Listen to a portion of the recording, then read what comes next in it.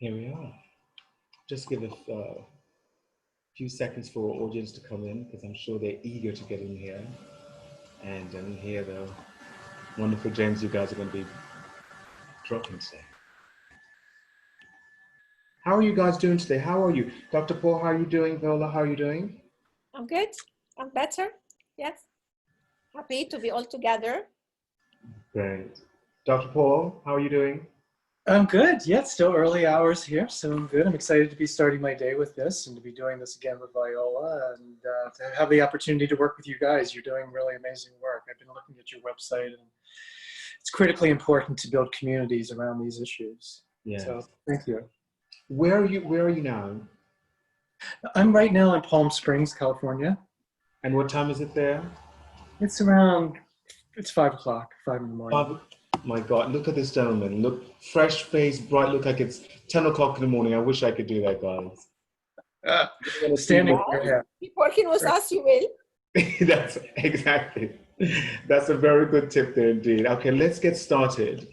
Okay. Good afternoon, audience. Good afternoon. Today is a very, very special day. We're in a real critical time in dealing with the trauma of COVID-19 and what it has been positioned as placed on all our lives, and both personally and professionally. And I think this afternoon's discussion, this afternoon masterclass that will be that is hosted by Africa Fashion Week London and is going to be presented by these two incredible experts in the field of mental resilience, not just in the fashion industry, but creative industries. Each of them have worked for many, many years in their respective field. Dr. Paul Hokemeyer has been a therapist working with celebrities and different people in the creative industry. Being based in California, close to Los Angeles, which is one of the entertainment centers in the world, he understands exactly what mental health and well-being and resilience is. And I think the key word is resilience here. And this is the discussion we're about to have today from these two incredible experts will help to give you structure in that conversation and what that means and how to establish that. Viola Edward, who's been an incredible advocate for so many different discussions and being a support from across many industries, has also been an expert in the issue of wellness and health and fitness, and bringing organizations to really understand what that means within their structure, within their model.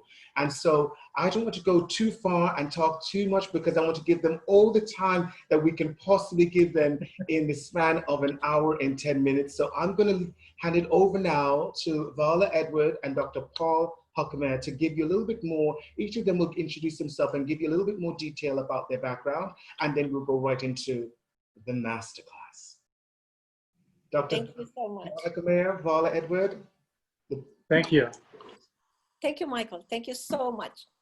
So my name is Viola Edward. It's also, they call me Viola, which is great. And I'm an expert in wellness and mental health fitness, especially in the workplace, but also I do therapy and for family therapy and individual therapy and counseling therapy. And I've been in the business of therapy and consultancy since 1993.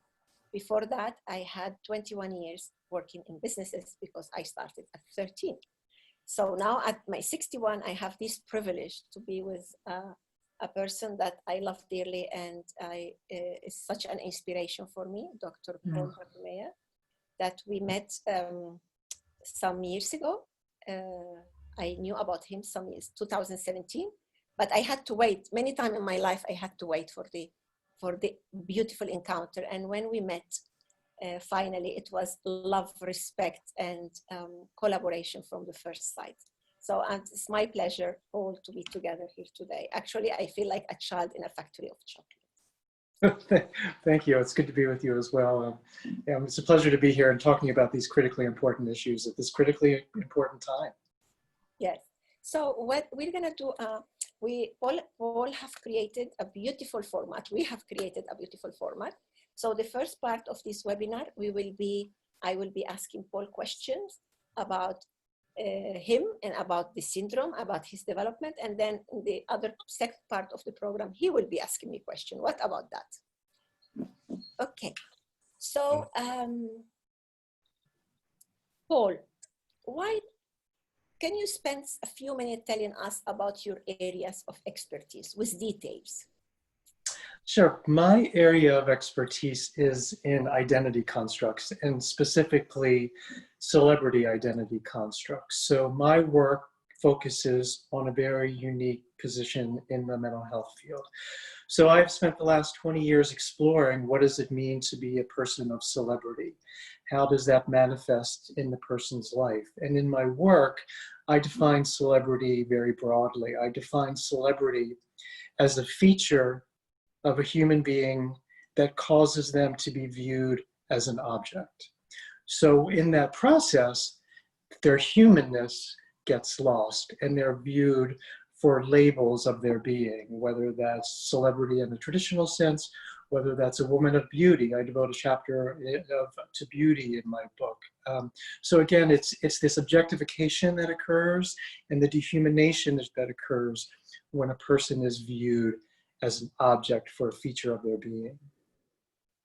This is so specialized. How does one get to that space?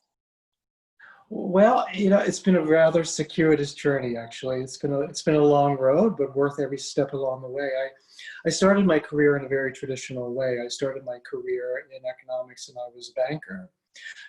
I think because I was always pulled towards wealth and power and the people who possessed it. I was obsessed with that as a sort of as a young white male growing up in America. That was the narrative of the world, that you work to attain external markers of success.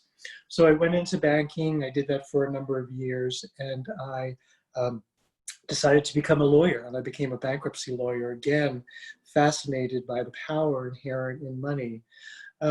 Did that for a number of years and realized that that was just not my calling. The universe intervened and enabled me to leave the practice of law at a young age, and I went into civil rights work. I became working for the Human Rights Campaign, doing LGBT work, and then I became, then I went into the field of environmental justice, and I was working for Greenpeace International in Amsterdam. And again, as a white privileged male, the security of my world had always been guaranteed. And then September 11th happened, and I was living in Europe, and the security of my world was really rattled. And I moved back to America and began to focus on what I wanted to do with my life and how I wanted to focus. And decided that I wanted to do the process of recovery and mental health and healing.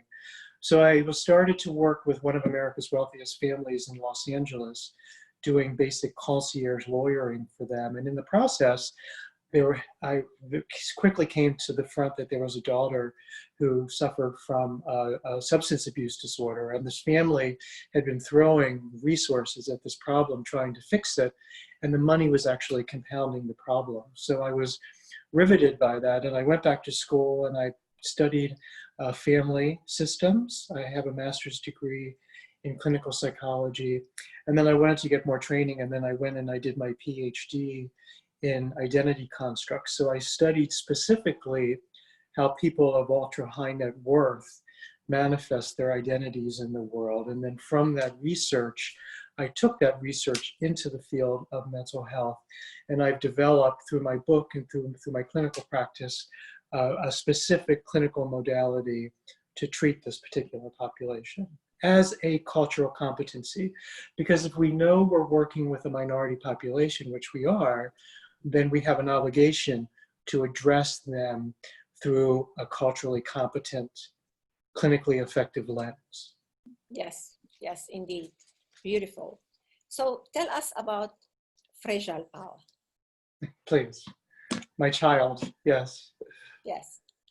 Tell us shortly, but tell us how fragile power come, how was the conception and how was the birth? Because I know how is the development and I know how is the libraries around the world, but tell us a little bit about how was the conception of your baby and the birth.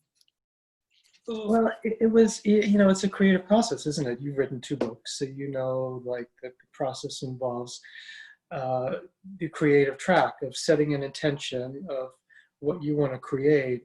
And then the path that gets there is quite meandering, isn't it? So how that work manifests itself in the world takes on different approaches as it goes along. So the book was very much a long process. I knew I'd always wanted to write a book. Words are my art form. I view the written word as my creative expression in the world. And for me, like being able, like we'll talk about, many people who suffer from the imposter syndrome, like feel compelled to have a voice in the world. And we all as human beings want to be seen and heard and validated. And so I was pulled to write this book and to share my experience. But it meandered because there were certain expectations from the publishing world about what this book should be. And it was all about commercial success and writing this book for commercial success, which meant me doing the very things that I push against in my work, which is objectifying this particular population and manipulating them for my commercial gain. And so I was very unsettled with that process. We shopped it around. I spent a lot of my time in New York. I have a practice in New York. There's the cover of the book. I'm quite pleased with her cover. Yes, it's an inside job, but the externals are important, aren't they, Viola? Yes, yes. So for you dedicate a whole chapter for impostor syndrome. Why is that? Because I found that it was something that startled me when I realized that the people who I had been emulating my whole life, the people who I had been told had the keys to the kingdom because of their notoriety, because of their talent, because of their looks, because of their commercial success, suffered from the very same insecurities that I did. And there was this dissonance, there was this disconnect between this external presentation and this internal reality. And the gap was huge. And here I had felt that these people were sort of storming around the world, claiming to have all the answers and occupying these positions of extraordinary power and prestige. And yet internally, it was a very different reality. And the power that they held in the world was actually quite fragile. And so therefore the title of the book, Fragile Power. And then the subtitle of the book is Why Having Everything is Never Enough, because then again, in spite of these positions of success, in spite of all of these large resources that they were sitting upon, it was just never enough, that they were still compulsively searching. And that compulsive search was destroying a lot of things of real value in their life. And I'm not depreciating the value of success and money and power, because we live in a world that thrives on it. But I am saying that we need to be aware of the tensions, and we need to be properly focused. We need to be grounded in ourselves before we can hold the enormity of that power, or else it will turn on us in a very destructive way. Okay, so tell us, what is the impostor syndrome? What is So the imposter syndrome is a psychological concept. It was developed by two women in 1978 who were clinical psychologists, and they themselves noticed that there was this disconnection between people's external markers of success and their internal reality. Specifically, they focused on women. They noticed in their work, in their spheres, that women who had attained extraordinary levels of success still at their core felt like frauds. They felt like they were imposters. They felt like they were undeserving of their success. And that conflict, again, between having this external marker of success and this internal reality state, caused a host of negative psychological issues, specifically depression, anxiety, low self-confidence, and these issues, these conditions, really impeded the quality of their life. So they weren't able to fully enjoy the richness of their success. And it challenged their ability to go forward and attain the level of success that they deserve, and to claim their role in a society that says that women are not entitled to success, that women have a subservient place in our society. And so the reason why it's so resonant to me, because I view my work as a social justice advocate. And so I think that every human being, regardless of their place in the power economic spectrum, if you have a minority identity that denies you of your humanness, then that's not okay. And that every human being deserves to be treated with respect and given their rightful place in our world and in our society. Yeah. So when you outline in your book symptoms of these phenomena, can you share about them with us now? Sure. I may have to look at my notes because there are 7. I'm at that age where 7 is just a number that I really can't keep track of. But my work, when I work with patients, I work very much in, as you do, Viola, in the conscious and the unconscious levels of our being, because our consciousness is only a small percentage of our experience in the world and how we process the information that we receive. Some people say it's only 10%. I give it a little bit more. I'd probably say it's 20 or 30%. But the unconscious really plays out very significantly in our lives. So one of the main symptoms that how this manifests it is in our dream life. And if you have ever had a dream where you have to show up for your exams and you're totally unprepared for them and you don't know how you get there, it manifests for me in terms of I am like the age that I am, which I'm not going to tell you, but I show up for undergraduate school for graduation and I'm unprepared and I have this huge anxiety attack. And then I remember, well, wait a minute, I have a PhD. So I must have graduated from college at some point. So it hits us at a very primal level. And so for me, that experience is very primal in that dream in terms of saying, and then my rational mind sets in and says, well, wait a minute, I have a PhD, so of course I had to graduate from college.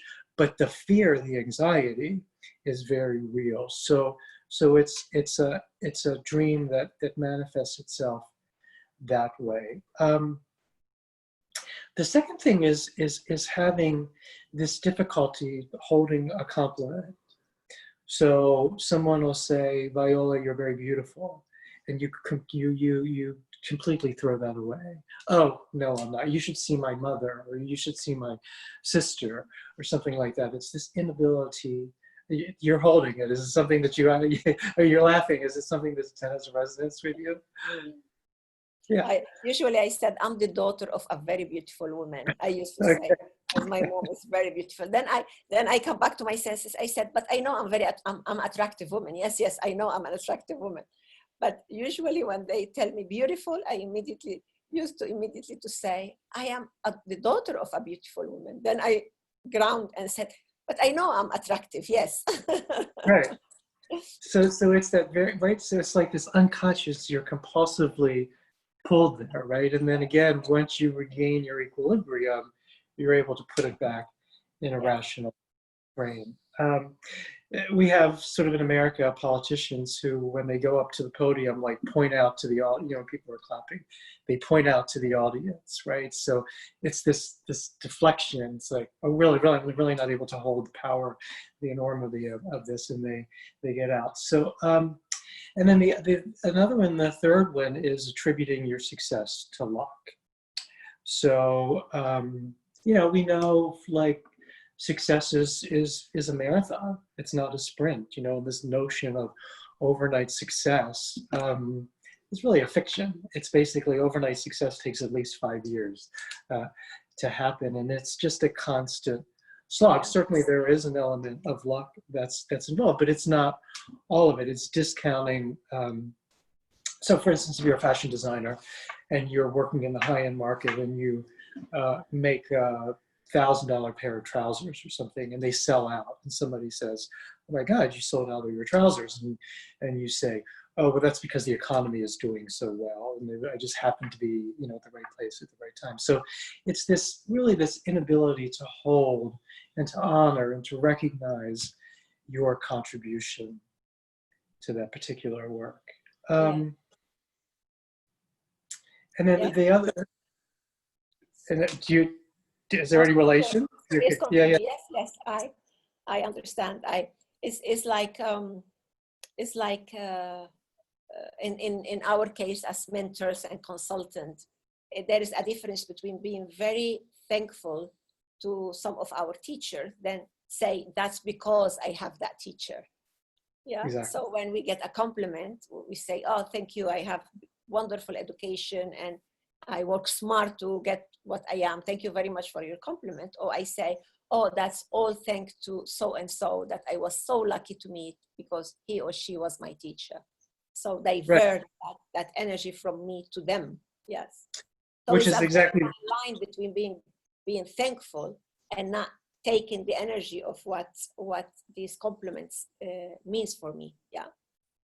It's two very critically important points. You're always ahead of me, Viola. So that was the next one. The next one is this deflection, right? So for you saying, oh, well, yeah, I'm a beautiful woman. But okay. because my mother was beautiful and I have good genes. So it's this deflection, or it's because of my mentor. And then you said something else that's critically important that I want to capitalize on, and it just went directly out of my head. And then the third one is one that I just had a patient come in. We were just dealing with a young man who's a very talented photographer, but not trained. Just you know, self-taught, has this gorgeous eye, captures, you know, just has a wonderful sense of composition. It comes very natural to him. And he just went ahead and published a book, and he got an amazing foreword from a very renowned photographer. And we were talking about the challenges that he had with accepting that this world-renowned photographer would honor his work, and then the difficulty in holding the label of being a photographer. Because to him, like, being a photographer meant that he had to go to a prestigious school, or, you know, like, have devoted his entire career to it. So it's holding that particular label. So you're looking in your book for something?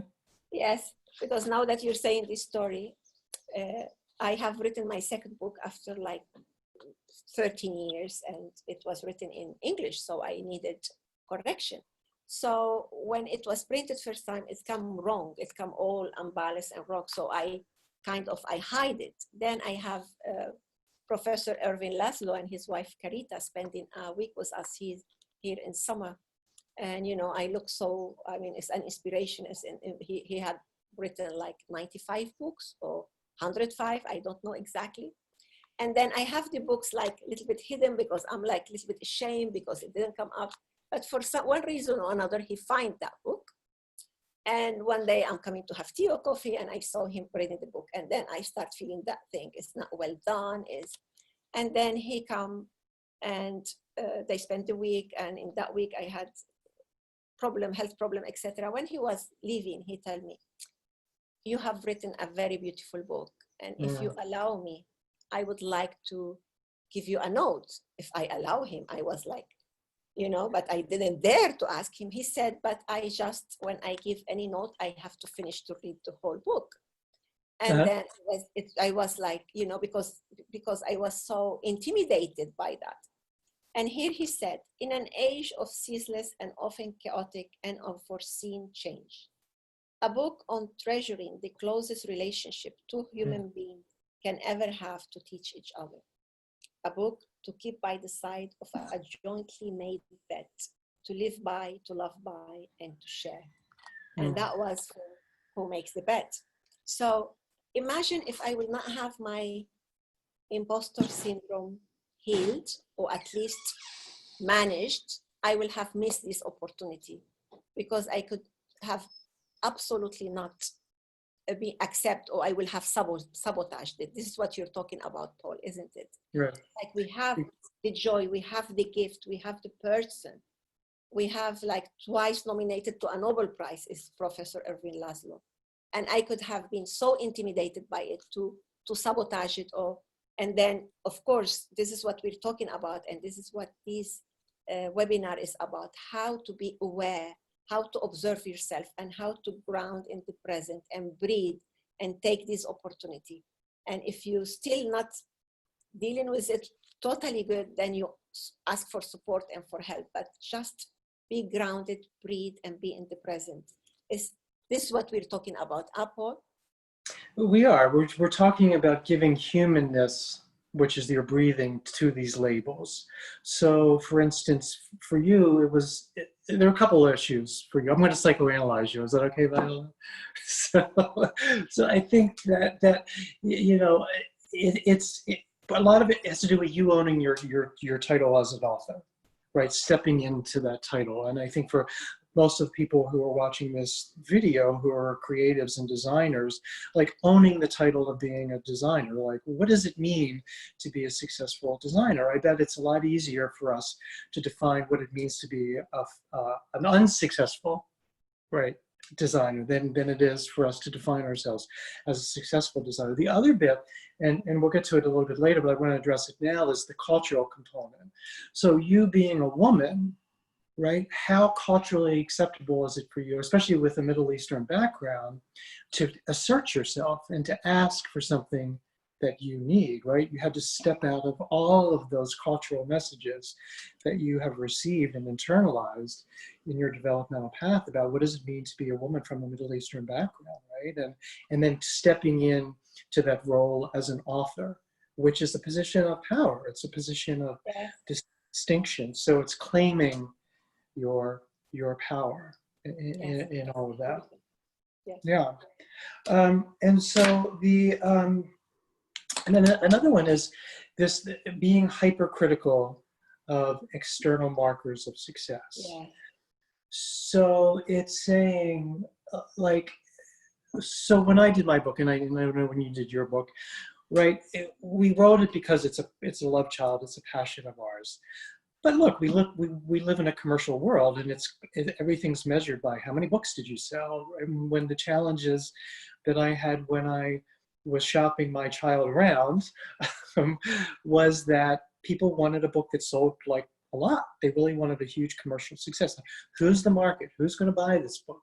Like, if you don't have 20,000 followers on Instagram, we're not going to buy this book. And I would get sucked into that, right? Because that's very seductive to me.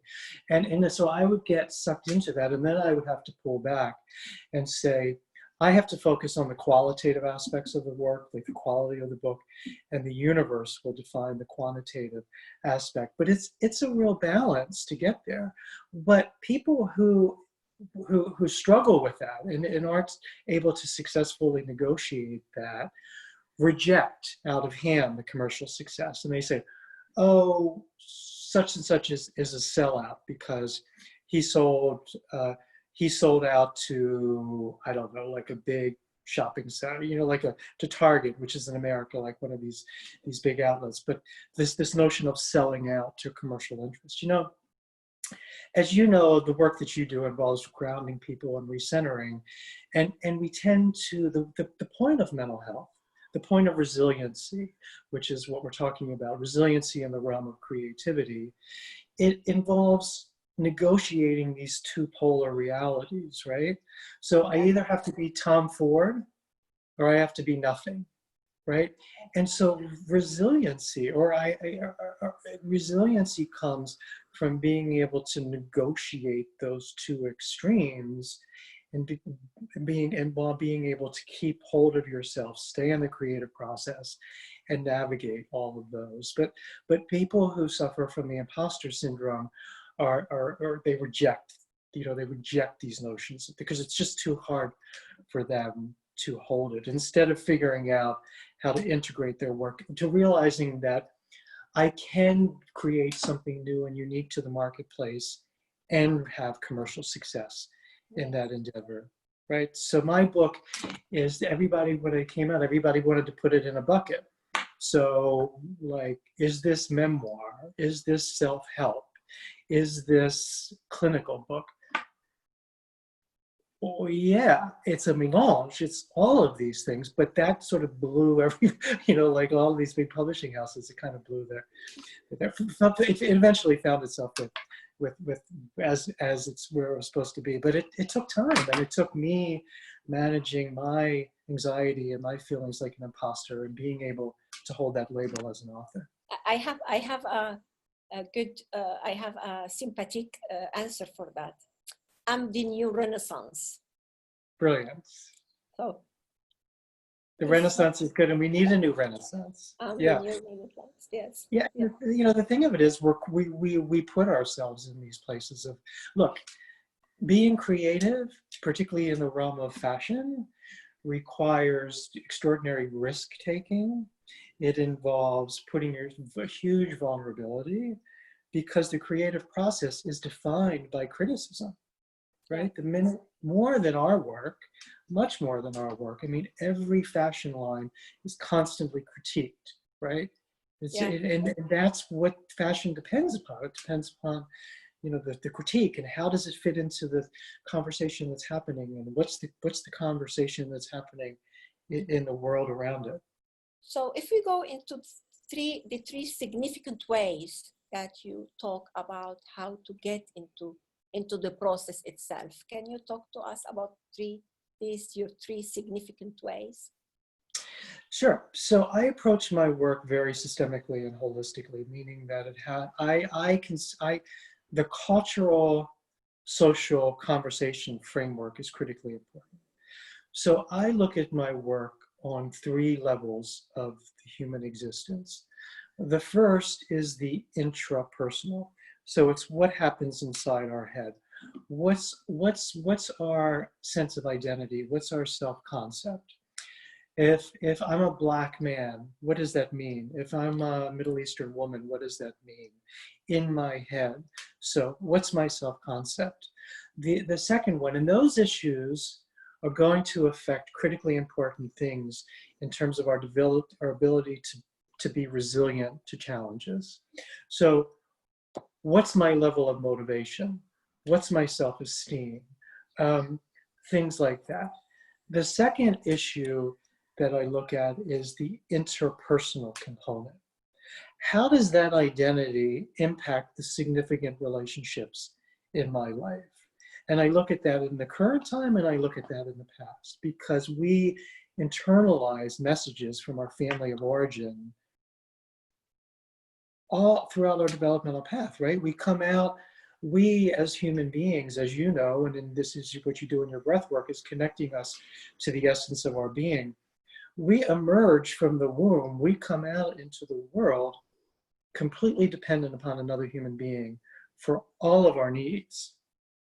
Now, that changes over time, that we get fewer and fewer of our needs met, that we develop the capacity to meet our own needs along the way, but we're still intimately connected, right, to another human being. So those interpersonal relationships are profoundly important. And the third thing that we need to look at is social culturally.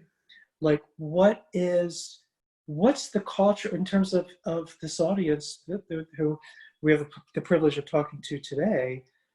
Where are African designers? How do they fit in to the dominant power dynamic that's been going on for generations, that's been defined by aristocratic whites, basically, fashion? And so how did that fit into that narrative?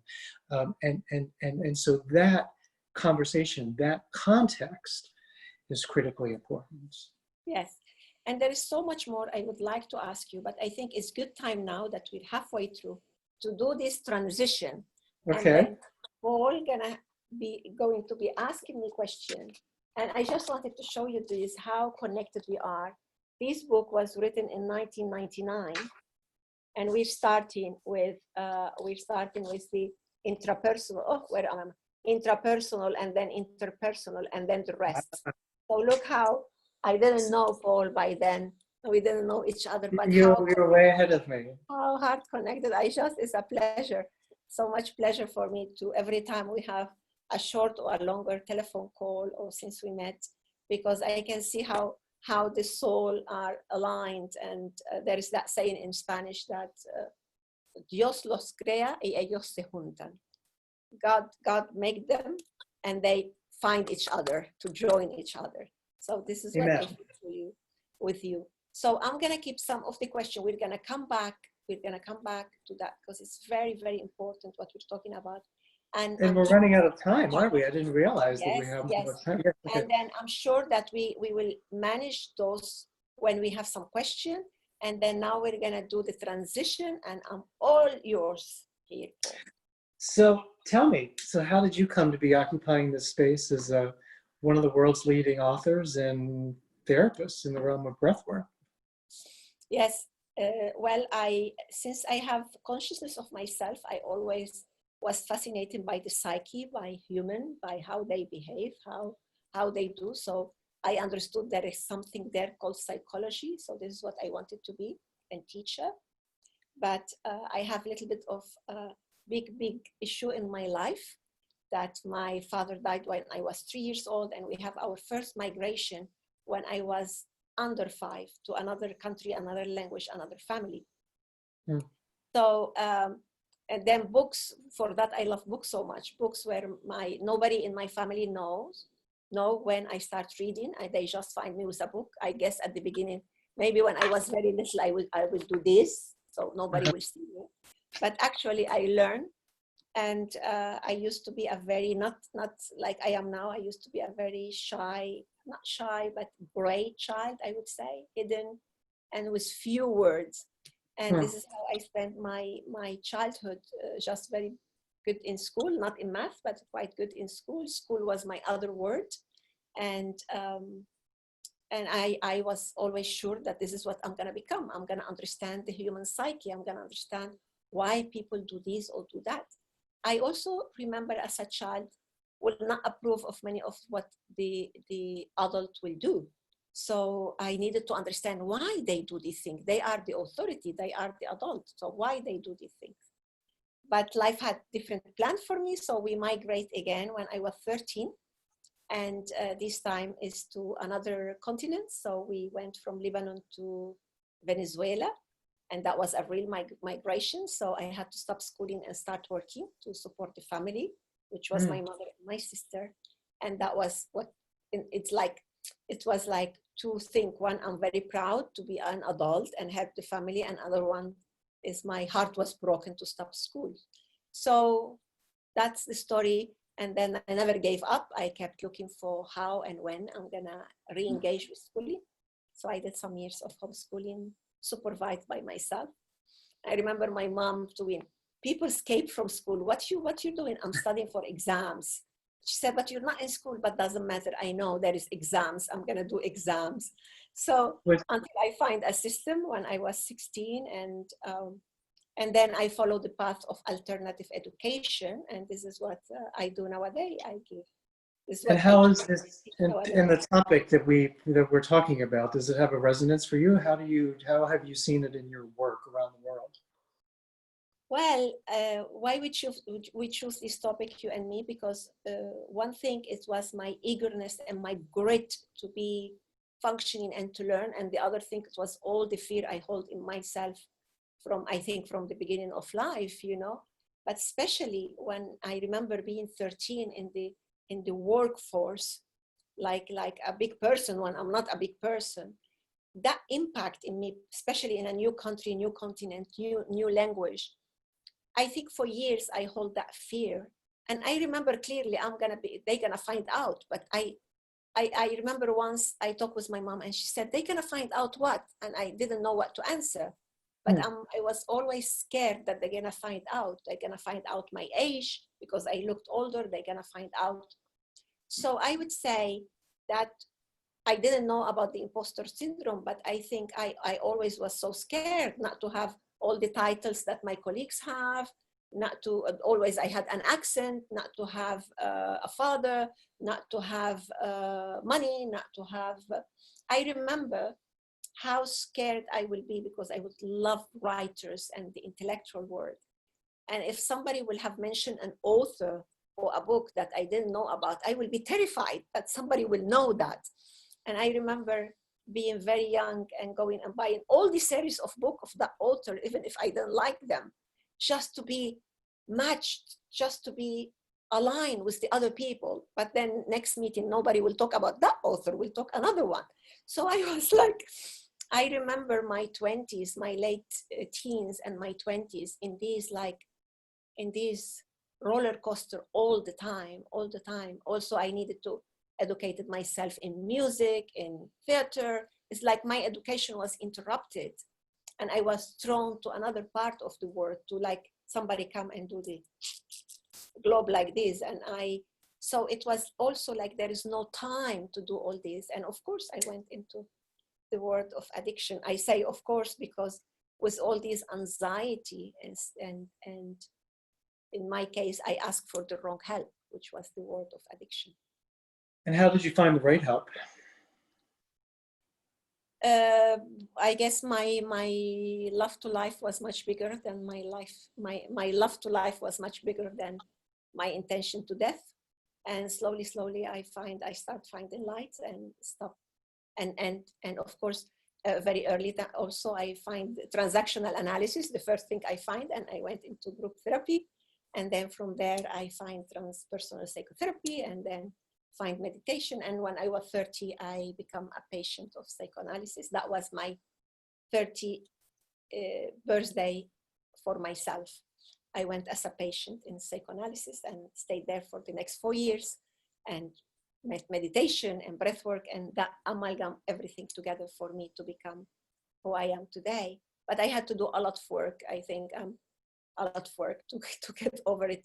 And we were talking yesterday, Paul, how working in this webinar, I felt like I regressed, because I have 2 or 3 episodes that I called you and shared with you. I said, I feel like I regressed. I have the impostor syndrome with me now, attacking again. And we share about that. Yes. So you're talking very much to the heart of resiliency, which is recognizing that there's a challenge to your being, feeling threatened as a human being, and then connecting, first of all, having that awareness, and then reaching out and connecting with another human being to share that awareness and create community around that. And in that community, creating meaning out of it. So what's the meaning that you made out of the anxiety attack that you had yesterday? Yeah, I get the meaning that as a child, I was at a profound, I had a depth, and I thought that life will take that out of me, but actually not. I kept that depth. And for me, it's very important to have a meaningful purpose in my life, which is service. I reconnect with that again. But it was like getting lost in my youth to maybe to give service to the one who didn't ask me to, or be in group of people that not necessarily I needed to be there. It was polluting for me. So when I reconnect with that, and I'm very thankful for the combination of meditation and breath work, because I managed to do this, to get this resilience, but organically. I feel I'm not hard, I feel I'm not cynical, and I feel this is what I call organic resilience. It's not only that we survive, but we survive in a way complete, with the heart open and with the juicy being there, and believing in humanity and having hope. So this is, I think, and my mother love and my sister love and all the people, like my friend, my spiritual family around the world, was always my connection. I have that thread all the time through, even though sometimes maybe I didn't see it in the dark time. And also I wanted to give that service. I had an idea of myself that I'm here for something. So even though I thought when I was in my mid-20s, I get it wrong, maybe I'm nobody, because I was all the time like feeling nobody. So I could manage to catch that up when I start stopping addiction one after the other. Because being in addiction, it didn't allow me to really re-encounter myself, because every time I will have some slight connection with the self. So I will escape to fantasy. I will escape to another world. So when I stopped, when I went into recovery, is when I started to connect really with the true self. And this is where I am now since then. So maybe we can give the viewers some concrete tips. You're one of the world's leading experts on breath work, and when you when you personally feel yourself pulled into this anxiety spiral, sort of suffering from the imposter syndrome, like I know you write about it in your first book, Breathing in the Rhythm of Success. Like, what are some concrete tools that you can share with the viewers concerning breath work? Like, how do you manage that process? Yeah, that's very good. So the major thing about breath work is the conscious connected breathing. Yeah, is to be conscious that I have the breath as I breathe. I'm alive and I breathe. So I don't take it for granted, and I learn how to observe my breathing. Recently, I co-create something called the BQ, which is the breath intelligence. You will, in the same way how we learn to become emotionally intelligent, we will learn to be, we will learn to understand how our breath is intelligence and how we can observe and transform. So once we get into this consciousness of how is my breath, like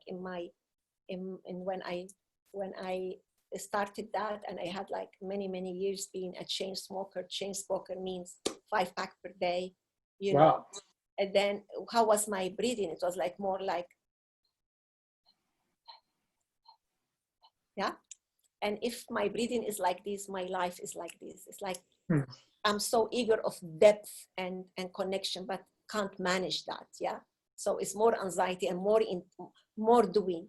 So once you understand how is the level of your breath, then with the connection with a professional breath worker, you start working in that type consciously. That will take you slowly and consciously to break the limitation of the breath. Now, why did you have this limitation of the breath? It's very related to the word of emotion.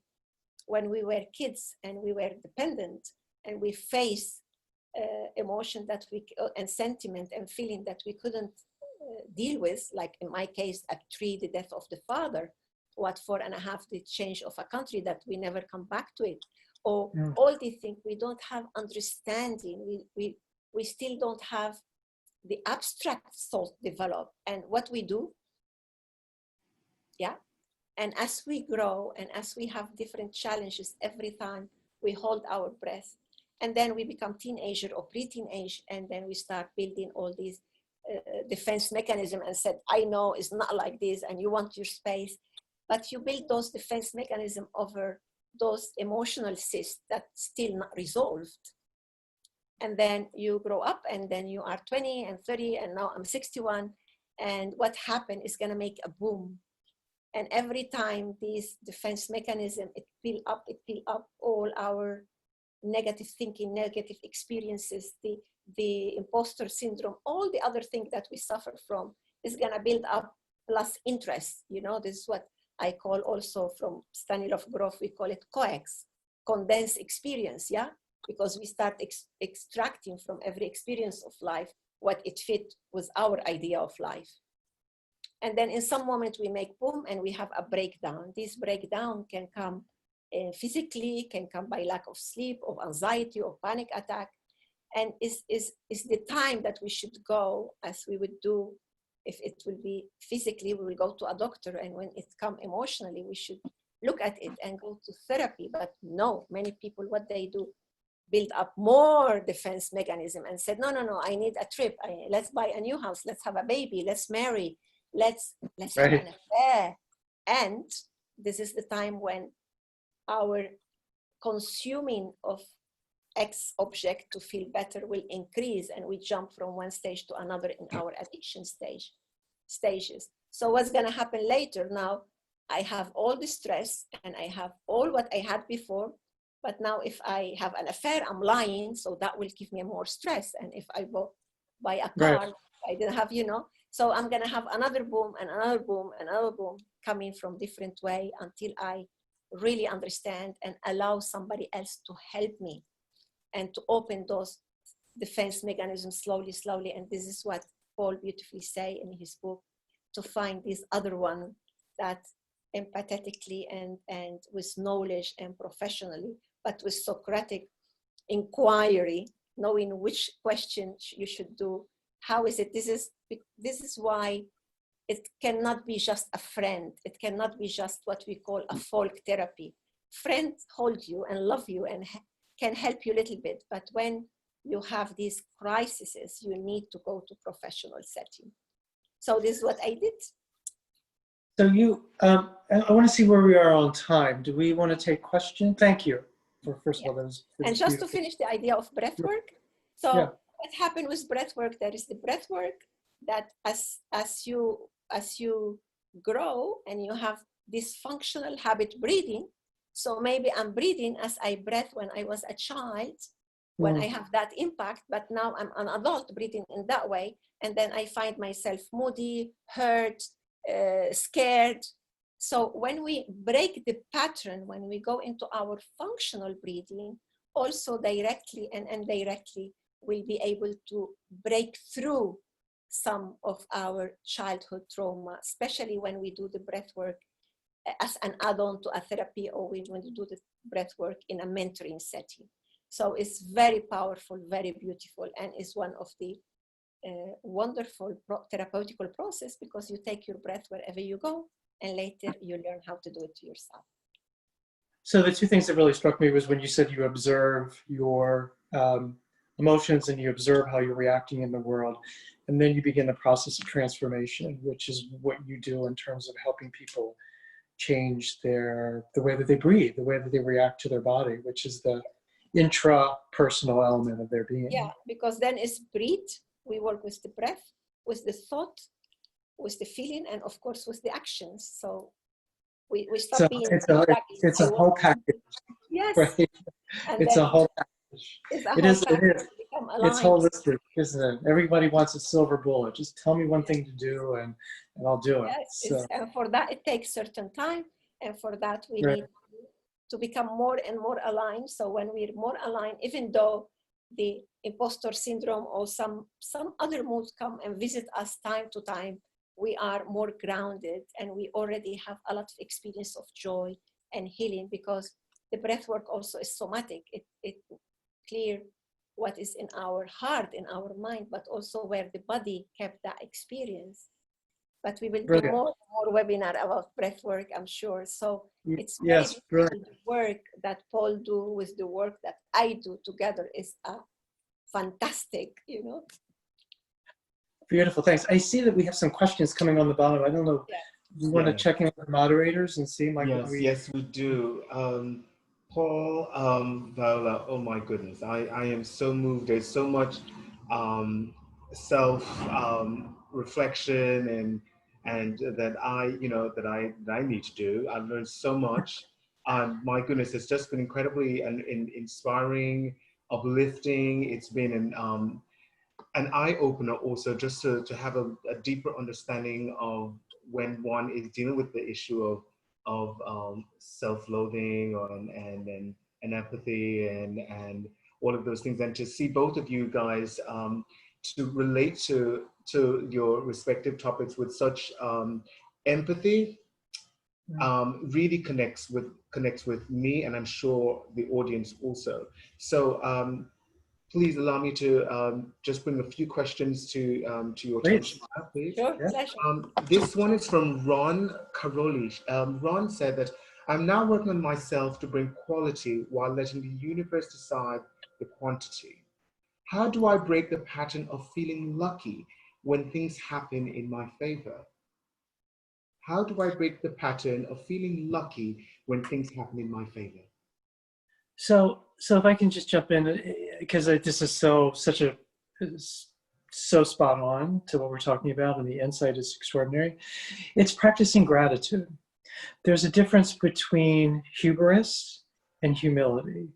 If we are in gratitude, we are in humility, which means that we are teachable, that we remain open to the universe.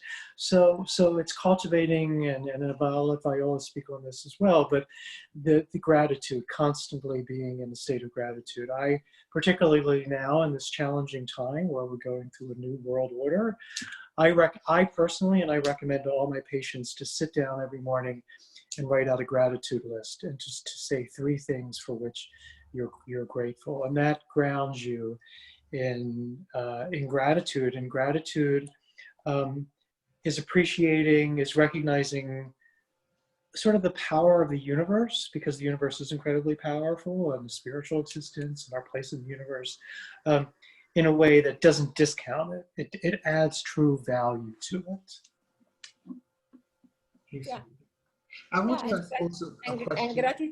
and gratitude is a celebration of life. And of course, I'm so thankful that I met Paul, and I'm so lucky too, but in different ways, you know. It's not only the luck, is the luck will be because you have I'm sure you have such a sense of opportunity.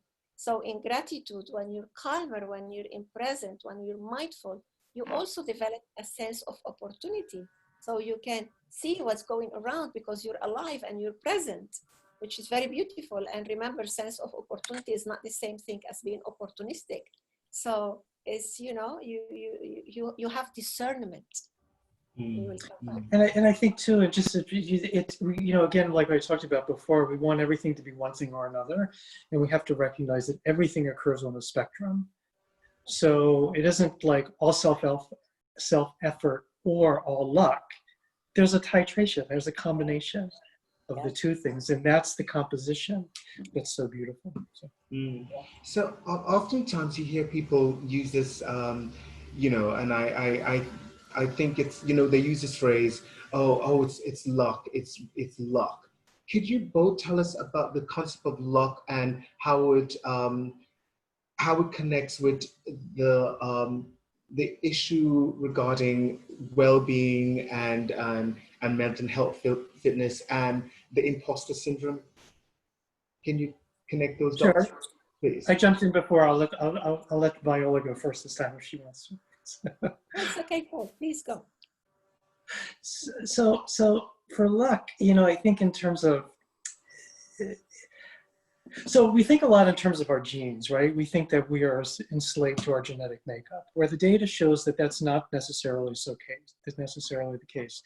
Genetics play a role in the color of our eyes, the color of our skin, but everything else is genetically modified. So we can exert personal will, personal intention to change things that we inherit. And luck is basically a function of putting out personal effort. Viola talked about how we were lucky to have met each other. Now, we both consciously made the intention to meet one another. Like, had we not made that intention, then luck would have really nothing to do with it. So it's again, working in the titration, if you will, the calibration, and not wanting it to expect to be one thing or the other. Yeah, and I can add that luck also it's very cultural. It works in one way or another. Me and my sister, we grow up in Lebanon, and one word we used to hear all the time is, I'm gonna say it in Arabic, Ya haram, yatimin. Poor them, they are orphan. Yeah, I mean, I think we would, I don't know how many times in a day, but it was maybe come from a good intention. So some members of my family could say, also with a good intention, you know, they don't have luck. If they would have, their father will not have died. So beautiful, so handsome. So it took me long time to break that. And if somebody tell me you're not lucky, if somebody said we're not lucky as a family, of course, then we have the Lebanese war that lasted 15 years, and you know, all the losses and grief that we have as a culture. I will jump and say, maybe you're not, but I'm lucky. So I had to work a lot in putting myself into, yeah, of course I'm lucky, of course, you know, but it took long time to go into the consciousness of being lucky and not being unlucky. And in that also is summed with the resilience and with many other things to be grounded. So for me, for me, when I said, I'm so lucky to be here today with you, Michael and Paul, is more related to gratitude and to acknowledge also what I have done to be here today. Right. It didn't come, and that was one of my first therapeutical setting when they told me, when I said, well, I'm lucky I have so many friends. And my therapist said, yes, did you went to Plaza Bolivar and sit there and all those friends come to you? So do you see how much you do to have friends, yeah? They didn't rain into you, how much you interact. And that session still in my, so I'm interactive with the luck. I interact with the luck. I'm organically there, yes. Maybe you can say. And you cultivate the luck, right? You nurture the luck. You cultivate, yes, yeah. yes. I think that word you just said so important, Paul. Cultivating, that literally there you have actually planted the seeds and putting in the work and watered it, so you're constantly cultivating that. And so when, quote unquote, the universe align and that opportunity presents itself and you achieve that, you have cultivated to reach that point and achieve that that goal, or that which has been you've been blessed with. Right. Paul, you said something that was so important, and I think it goes way back also to what Viola mentioned about growing up in Lebanon and how there's a culturally in her settings that when something bad happens, someone would say, oh, the person didn't have the luck, or this is what happened. But you said in addition, Paul, you said something that added very much to that. You said how critically important it is in achieving positive impact in creating a system or structural model that is culturally competent as it relates to a specific community. How important that is. So my question with that is how one childhood or culture affects the feeling of feeling very much an imposter in their own life growth and success. And I want that question to be answered by both of you, if you can, please. Sure. Viola, do you want to take it first, or do you want to? Yeah, I'll hear you first. And I have a very nice personal story about that. Let me hear you first, Paul. Okay. So the question is, like, how does our culture impact us growing forward? Very profoundly, right? Because like I said earlier, we come out of the womb and we're completely dependent upon another person's love and support and acceptance from us. And typically that means that we have to mirror back who they are. So if you are gay, or if you are more creative, and you somehow fit outside of your family's paradigm, then that's going to present some challenges along your developmental path.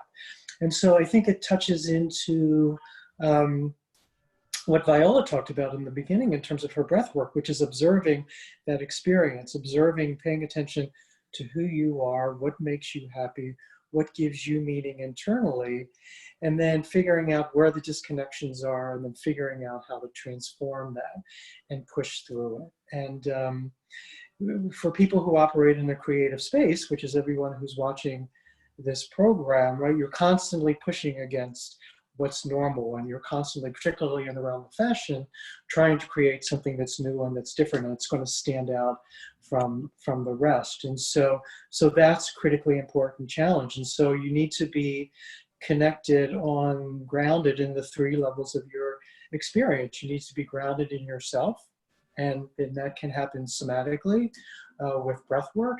You need to be connected in your primary relationships. You have to have critically important relationships in your life who support you. And then you have to work, again, in that other level, that social cultural context, where you're going to come up against a rut. There's going to be a conflict, but in that conflict, you're going to grow, and you're going to change, and you're going to push forward. But you're going to be grounded in those two other levels of your being, in yourself, in your person, in your body, and then in your primary relationships. And if you can't get that from your family of origin, then you're going to have to create a circle of friends and networks to provide that for you. Not because your family of origin is bad, it's because they just don't have the capacity to give it to you, because you're so far outside of that paradigm, that they just can't. They can't absorb the enormity of your being. It doesn't mean that you need to hide your being or diminish it. It means that you need to find more intimate relationships where that can be celebrated and nourished. Beautifully said, beautifully said. And also I will add, maybe you know about this concept of the third culture kids. So, and the third culture kids adults. So I'm one of those. This means that when we are moved from one culture to another in years of formation, so the first culture will be where we were born, and then the second culture will be where we were moved, and the third culture is what we make from it. Yeah, because let's imagine if I moved from Lebanon to Venezuela at the age of 13, and my sister was 9, and then I'm in that new ambiance, but at home we speak Arabic, but then I'm out speaking, you know, I'm creating a whole new group of family and friends. So what's the culture, who I am? Yeah.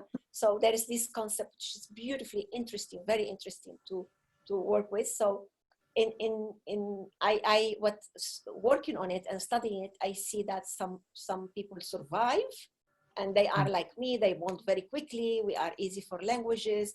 Like we don't need 3 months or 6 months to prove each other. So we go into, because we know that life could change very quickly. And there is a huge speed bonding, but there is others who could not survive. So those are the most in trouble. And where's my origin? Where's my culture? For that, so beautiful what you said. This is one thing I wanted to tell you. And the other thing, when we are in a conflict of our culture and what happened, and we have moved so much, I had this idea that, well, I used to say, but we have an origin and we can take our origin everywhere we go. And one day I find this book called Origin by Amin Malouf, who's in France, but originally Lebanese. And he said it in a beautiful way, as I used to think about it when I get free from this limitation of who I am, where do I belong, you know, because I say I'm a Latin American woman with Middle East origin, because I'm quite Latin, but I have this Middle East origin. Now I'm married with an Englishman and I live in Cyprus, yeah? And my stepchildren and grandchildren live in France. So Amin Malouf in his book of Origin said, we're not tree, we don't die when they cut our cultures. We have origin. When they cut, sorry. He said, we're not tree, we don't die when our roots are cut, because we can take our origin wherever we go into the world. And I add to that, and actually origin grow and grow. And as Paul said, wherever I go, then I have this spiritual family growing with me. And then when you heal, you manage to set your family of origin in a place, not in an altar, not in hell, just in a place in your heart. And maybe you grow out of them a little bit, but they are there and they did their best for you. So I find out in my own situation that I had so much conflict with my family of origin, and so much conflict with all these places and languages, that when all that settled inside of me is a lot of respect and love. And as Paul said, we have the other family that gonna connect with us in that level that we need in this time of our life. Thank you, thank you. So I want to ask also, looking at some more questions here. Before I come to the question, you said something that was so important just now, Viola, about you know, the culture, the one you're born in, the one you move to, yeah, and the one you're taken to, and the one that you make from that you make, the one yeah, that because you know, you make something. I'm not same as my cousin who also emigrated and live. We're different because we capture according to our emotional DNA. I would say we capture things from this culture and from the other, and some of us we're more from one or from the other. And for example, for me, well, we talk more about it in another webinar, but it's very interesting concept. It was developed in the 60s by the missionary, that they will move from one place to another, and what happened with their kids. And then later it was taken by some researcher and to take it to us nowadays. And you can find a lot of YouTube about it and YouTube videos about it. It's very interesting. It helped me to understand myself even more. And you know that leads to the question of relating to self-love. Self-love, and that is. Can you both tell us a bit more about that, as far as um, understanding the concept of self-love in going through the process of overcoming the imposter syndrome and mental health and well-being fitness. Um, Paul, please, and then I'll ask Viola. Sure. So self-love, you know, when I hear the word self-love, my mind goes to narcissism, because, you know, that word is thrown around a lot in our society and our cultures, and there's a negative connotation to it. Well, narcissism is like anything else. It occurs on the spectrum, and there needs to be at the heart of narcissism is a profound betrayal by a primary caregiver early in a person's developmental path. And as a result of that betrayal, they swore off interpersonal relationships, that people were unsafe. So it's very adaptive, it's very healthy. There's an element of self-love that's contained in it. It just goes to the other side of the extreme. So self-love comes from really recognizing who you are as a human being. These are big words, right? Like, who are you as a human being? It's a little overwhelming. Like, I remember people used to tell me, oh, you'll be fine, just be yourself. And I used to think, what does that even, I don't even know what that means. Like, you know, who am I? Because my reality of who I am changes consistently throughout the day, depending on where I am and what I'm doing. And so it's recognizing fundamental, instead of necessarily traits, defining ourselves by labels, defining ourselves by the dynamic process of being a human being. And that means that we're constantly changing, and we're constantly growing. And how do we change and we grow? By being imperfect people. Because if we were perfect, we wouldn't have the opportunities to grow. If we created the perfect collection that sold out, you know, got all sorts of numbers and wonderful reviews, right? It would kind of we would be filled with fear about not being able to do it again. So allowing ourselves, actually celebrating the imperfection, and I have come to really enjoy not like the freedom and the liberation that comes from not being perfect. It's so liberating, it's so freeing. It opens up my world to so many opportunities to learn French, to travel the world, to try writing, to do painting, I even started like sewing a little bit. And so celebrating the imperfection, as opposed to pushing it against and thinking that we need to be perfect, because perfection is actually quite limiting into us, into our spirit, very limiting to our spirit, and extremely limiting to our creativity.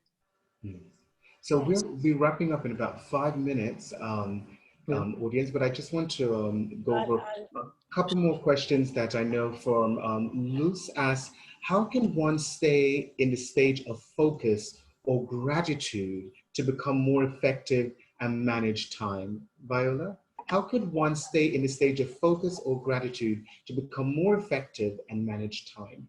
Yes, breathe.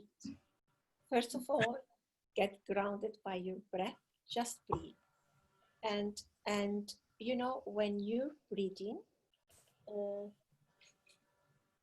when you're obsessed, you're like this. You know? You're obsessed, yeah. So when you start breathing, and the gratitude, but first of all, you're gonna breathe. Look what's gonna happen.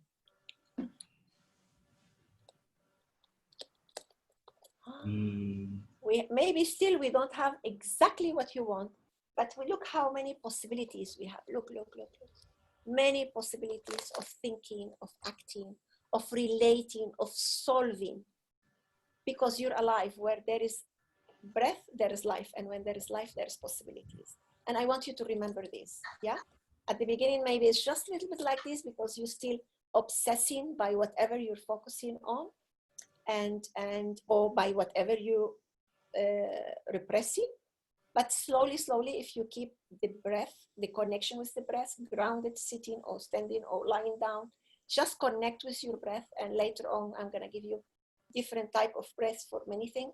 So you will see that slowly, slowly, or day after day, this is what's going to happen. And I think this is what's happened in my life, and Paul, and still many things to discover, of course, but we have possibilities. We have possibilities to change and to, I wanted to tell you also that something for me to help me to self-love is when I learned to say, I don't know, because I didn't dare in my youth. I was so scared that people will find out that I don't know. Now you have to imagine 13 years old girl, 14, 15, working in the adult world, what she will know, for God's sake. I mean, how much she can know anyway, even if she slept with the book, even if she ate the book, as I pretended, it's not possible. So I remember in my early 30s when I dare, through therapy, when I dare to say, I don't know. First, I thought the earth gonna open and I'm gonna be sucked down, like disappeared. And as that didn't happen, but I said, I don't know, but if it's very important for you, I think I can research for you the answer. Not sure, but I think. And as I didn't disappear and people were very content with me that I can say that, that was one of the, I would say, one of the first steps that helped me to be who I am today. And what Paul is talking about, perfectionism. We don't do perfection. We don't do perfect. We try to do excellent, good, better than yesterday, good enough, wonderful, but we don't do perfect. I don't do perfect anymore. No need, no, I almost killed myself in the following perfection. And as you run after perfection is so much faster than you. So no need to do that. Being focused in the here and now and self-love are merit, very much so, because whatever it is, you lost a business, a relationship finished, you get an illness, you always can say, I'm alive. And I think in that way, even when we're not alive, even when we're making the transition to the other side or to the other world, we can also be breathing. And I want to tell you a story. 3 years ago, I was in a big place in The Hague, in the Center of Communication, which is quite impressive. And I was there to give a very important speech for my career, was very important. I didn't have any better idea than fall from the stairs and then falling like cartoon in my head and having a fracture, skull fracture. But in that moment, because I had concussion, and it was a organization for women and beautiful women, it was the first day, the opening. So in the concussion, I was between there and here, and I just saw like veils of color and smell, beautiful smells. And I thought, I'm dying, I'm dead. And then as I have that thought, I have another thought, how it will be to die breathing, you know, how that will be. So I start like, again, in the floor with my neck like this, start having conscious connected breathing, because I thought I'm dying, you know, and I think first that was something that helped me to be conscious all the time. Second, in that moment that I was breathing, I could see that I make quick account of my life and see if I have any debt, emotional debt or anything. And I felt a lot of peace actually. And I have that thought, I have lived the double of my dad. I have done quite well. You know, it's okay. It's okay. So my message to you, and I know it's not, I don't live in an ideal world, and believe me, I have a lot of things to do in life, but I just want to encourage you that whatever it is that you get, just bless it and enjoy it. And whatever it is that you want to have or be, is going to happen one day or another. Or if not, it's not going to be that important as you think today. Just keep the conscious breathing going and the positive thinking, but not in denial, in the reality, what it is. And keep working in yourself and keep attending our webinars and what we're offering all over the world. Thank you for this space, Michael. Thank you, Viola. Thank you, Paul. So the masterclasses continue, guys, and you know, we learned so much today from Paul and Viola, so much. And one of the most important things I think for us to take from here is that understand that no one is perfect.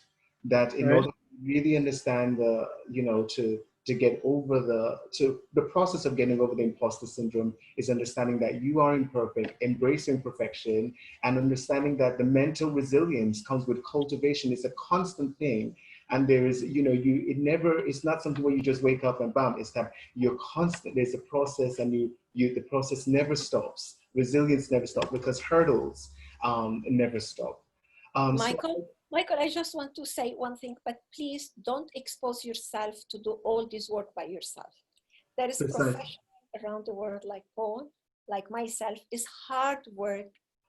You can be, even us, to work in this subject, we have to go to another professional. So please don't torture yourself to work in the imposter syndrome or any other syndrome because you hear this webinar and you read a book and that's enough. It's not enough. You can be the best heart surgeon in the world, but if you need to have an operation, a heart operation, somebody else have to do it for you. So, perfectly said, perfectly said. And what makes this even more, resonates even deeper is because both of you allowed yourself to be vulnerable in sharing your journey in reaching the point that you have reached. And so I think everyone, I hope the audience, I hope, and people tuning in on Facebook, and those who are hosting the Facebook lives also, that you understand that, indeed it's, the whole process, oftentimes we need help, and it's perfectly fine to seek that help. And we have two incredible individuals here, Viola and Paul, who have just showed that and shared their journey. How can one find you? How can one reach out to you? Paul? Thank you. Just Dr. Hokemeyer, Paul Hokemeyer. My surname is Hokemeyer. Just Google me and there I will be. So Are you on social media? I will tell you that Paul. Yeah, I'm on social media. I'm on Facebook and Instagram. Dr. Paul Hokemeyer Instagram, Facebook Paul Hokemeyer. So yeah, I'm out there. Thank you. Viola, how can one find you? Yes, Paul, and you do your session online. Yes, you're all over. Before this situation, you already did online. Yes. I can. Yeah. I have that capability. Yes. And me is I'm same www.violaedward.com, and in Facebook is a place where I use my married name, Viola Edward de Glanville, but by Viola Edward, I think you can find me in everywhere. And sometime you will find some Viola, but you will find me. And I do have session online, and actually I have a whole program called the Grit Academy online. Just contact me and we will serve you in the best way possible. Thank you all so very much. Viola, Paul, thank you so very much. Honestly, an hour and 15 minutes is not enough. So I encourage all of the audience, I encourage you guys to please reach out to Paul, reach out to Viola, and continue this conversation and this great feeling of understanding yourself and developing yourself. Yes, please show the book, show the books. Fragile Power by Dr. Paul Hokemeyer, and there we are, Breathing the Rhythm of Success with Viola by Viola Edward. Please get those books on Amazon. I think on all those platforms you can find those books. So once again, thank you both so very, very much. We appreciate you taking the time to share these gems with us. And the masterclasses continue, guys. Please go to our website and you'll find the list of all the masterclasses. We look forward to seeing you very, very soon. We hope you have a wonderful day. Please stay safe and healthy. Have a wonderful weekend. And thank you for the African Fashion Week London for this space. Yes, absolutely. It's been wonderful to be a part of your works. Thank you. Thank you so much. This goes to show it's not just about fashion. African Fashion Week London tried to cover and be involved in helping people live better lives. So thank you both for being part of that. Have a lovely afternoon, everybody. Thank you all so very much. Bye. Bye.